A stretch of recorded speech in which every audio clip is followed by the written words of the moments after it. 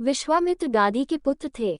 पौराणिक धर्म ग्रंथों और हिंदू धार्मिक मान्यताओं के अनुसार यह माना जाता है कि उन्होंने कई वर्ष तक सफलतापूर्वक राज्य किया था। विश्वामित्र अपने समय के वीर और ख्यातिप्राप्त राजाओं में गिने जाते थे।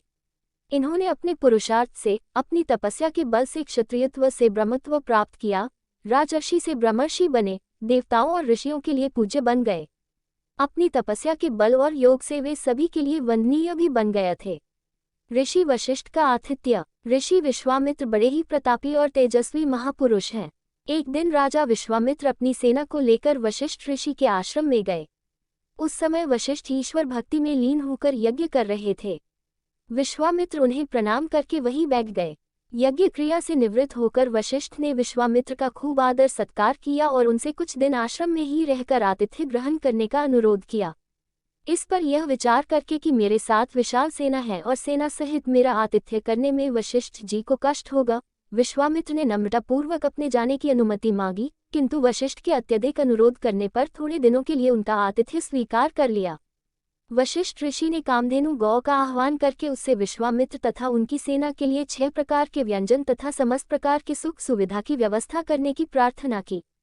उनकी इस प्रार्थना को स्वीकार करके कामधेनु गौ ने सारी व्यवस्था कर दी। वशिष्ठ के आतिथ्य से विश्वामित्र और उनके साथ आए सभी लोग बहुत प्रसन्न हुए।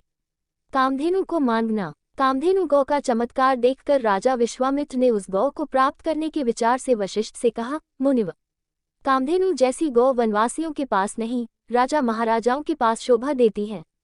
अतः आप इसे मुझे दे दीजिए। इसके बदले में मैं आपको सहस्त्रों स्वर्ण मुद्राएं दे सकता हूँ। इस पर वशिष्ठ ऋषि बोले, राजन, ये गौ मेरा जीवन है और इसे मैं किसी भी कीमत पर किसी को नहीं दे सकता। वशिष्ठ के इस प्रकार कहने पर विश्वामित्र ने उस गौ को पकड़ लेने का आदेश दे दिया और उनके सैनिक उस गौ को डंडे से मार मार कर हाँकने लगे। कामधेनु गौ ने क्रोधित होकर उन सैनिकों से अपना बंधन छुड़ा लिया और वशिष्ठ के पास आकर विलाप करने लगी। वशिष्ठ बोले, हे कामधेनु, ये राजा मेरा अतिथि है, इसलिए मैं इसको शाप ही नहीं दे सकता और इसके पास विशाल सेना होने के कारण इससे युद्ध में भी विजय प्राप्त नहीं कर सकता। मैं स्वयं को विवश अनुभव कर रहा हूँ। उनके इन वचनों को सुनकर कामधेनु ने कहा, हे ब्रह्मर्षि, एक ब्राह्मण के बल के सामने क्षत्रिय का बल कभी श्रेष्ठ नहीं हो सकता। आप मुझे आज्ञा दीजिए, मैं एक क्षण में इस क्षत्रिय राजा को उसकी विशाल सेना सहित नष्ट कर दूंगी।